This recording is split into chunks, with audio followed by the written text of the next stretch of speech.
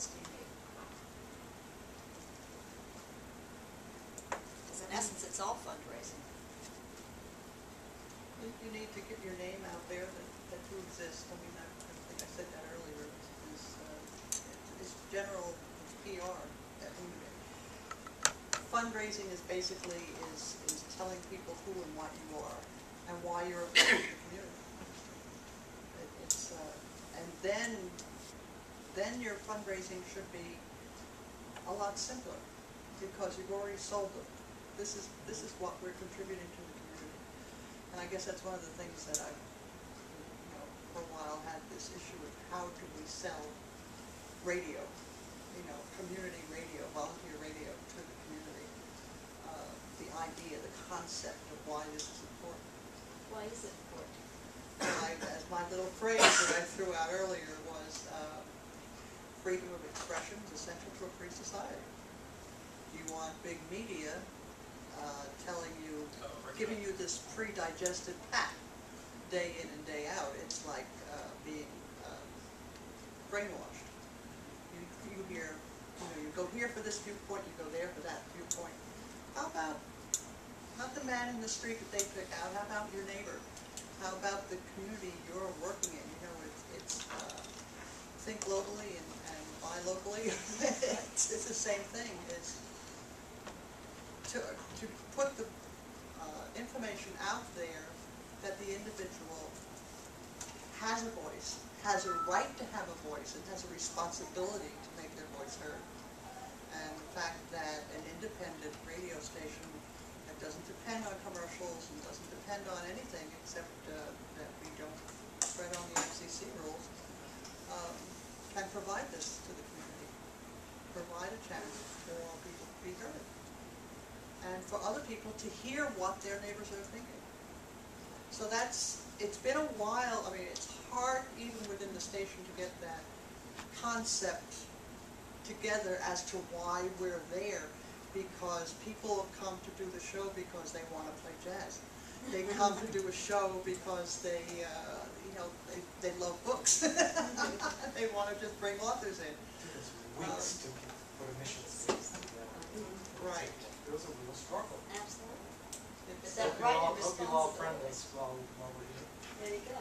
That Yes, right of yes, responsibility is, man, that's a powerful phrase right there. Are you using that a lot?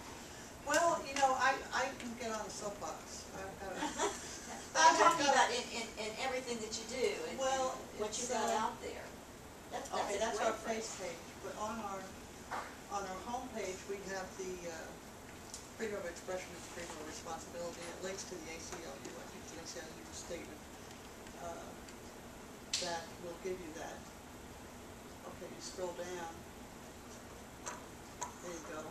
It used to be up at the top. This is Joomla, and it's like, I mean, I'm lucky I can get anything up on the homepage. Let's say it's up there, and that's good. You might want to blow the fold though, which it's in reference now. You might want to do what? So you might want to blow the fold. Speaking in terms of newspaper terms. Oh, all right. Well, it gets moved around, so. Anyway, I just forgot what we were talking about, actually. What all you need. Yes, and that is to get your image out there as to why you're important. Why is it, as I said in our other conversation, why is it important to give community radio your dollars when you've got homeless people who need their dollars, freedom of expression is also essential. So is one other aspect of fundraising then finding good alliances within the community, particularly for smaller organizations, and then using this online piece to strengthen that? I think so, because using our example, probably at least half of what more comes from underwriters who are underwriting typically specific programs. I have three that are science related that underwrite my show. Same with so making those types of connections is definitely good. So then where part of the circle comes in is highlighting them much as they choose to, if it's not an anonymous If situation. you look down the right-hand side here, these are the folks that are, we call them golden voices. That's our little catchphrase. That have given $500. That's a big donation for us. Sure. So So then on are the there other ever, side, we've got somewhere where it says underwriters, and you have all the rest of them, we have, with their websites that people can connect. And then, of course, everybody gets on here. Recognition. sure, sure. So is there ever a story done about some of them, or? Well, there's a certain amount of, as a low-power, volunteer, nonprofit radio station, there's certain limitations as to how we can present our funders Okay. and our underwriters. You all go through this. Right, I mean, we Sure. can't say, Right. go to Captain John No, Dockside. I was talking about more the story. Well, even so, Even so? that's selling. Yeah. And we Yeah. can't sell their services, Sure, we can I just can announce understand them. So, we do have one or two of our DJs who will invite their underwriters on the show, but there's also been comments that they shouldn't be doing that either. I do it the other way around. I invite them on my show and then hit them up on the way. That's the route. That's the route.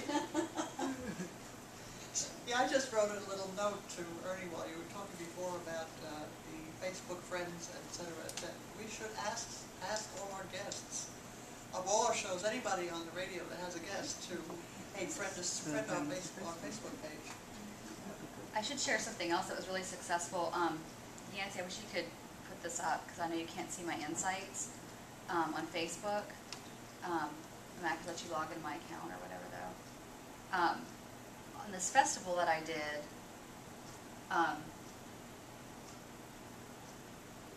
you know, you won't see it on there. Here, want me to log in real quick, and then I can show you guys this. This festival that I did, we were really trying to get fans, and we had a hard time. You know, the point is basically getting it out there, and how do you get people to, you know, get more fans to your site?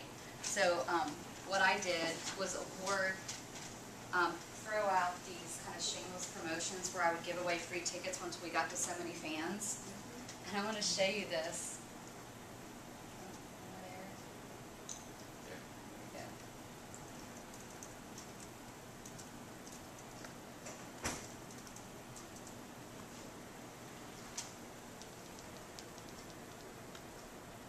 You can see how this works.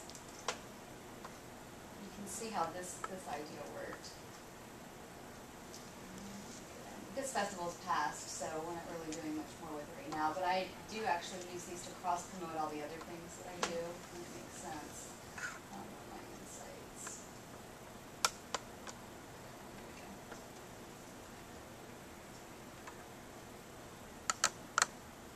Okay, so this is our Facebook life cycle, basically, how long this festival's been on Facebook. See this day right here? We had 136 likes, and it just went up. I mean, it's almost vertical there.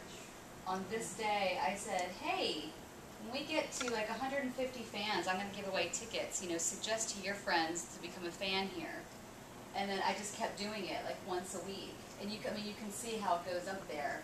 And I also asked people, how many of your friends are currently friends of this festival? And I did a contest. It wasn't who had the most friends, just a way to get them to interact. Some would say, you know, I've asked 15, but only one is, or I've asked 125, and I have 17 friends. So basically by doing that and then giving away tickets, I mean, it was just willy-nilly how we were giving away tickets. It wasn't, you know, who had the most or who was doing the best. But that encouraged people to invite their friends, and basically we got them to be our mouthpiece and to promote it for us. So I've definitely seen that work. I've asked personally lots of people to become friends of the sites that I do or the causes that I'm involved in, and that does work too. But you know, the more people you can leverage to get the word out, that definitely has worked for me. I wonder how we could transport it, because our DJs, you know, will frequently be giving away tickets to some music band. And how we can time that in. It's usually within 2 days, though, I can a lot of lead time.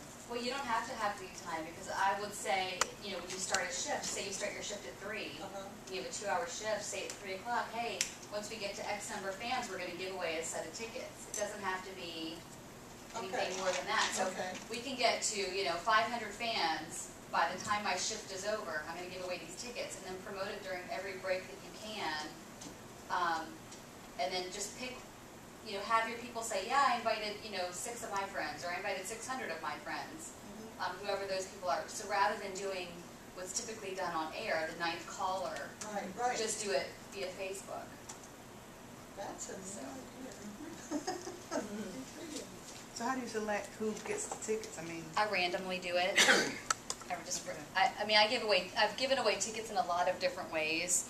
Sometimes we actually have contests where people have to contribute something. And I'll tell you, almost every time I make people contribute something, I have fewer than 5 people enter. Wow. People don't want to be, except for that haiku, and that was because the interesting thing about that haiku contest is it was picked up by mainstream media. Yeah. So that was appealing. And the Roanoke Times, I should say, I think has the highest per capita readership in the country, because Roanoke is an older city. So what's interesting about that is that they picked it up, did a story on it, and we got so many more entries because of that, because they're people who weren't our fans on Facebook. But many of them, you know, I'm assuming, then became our fans on Facebook to enter and all of that good stuff. So it was great to be able to cross those media lines.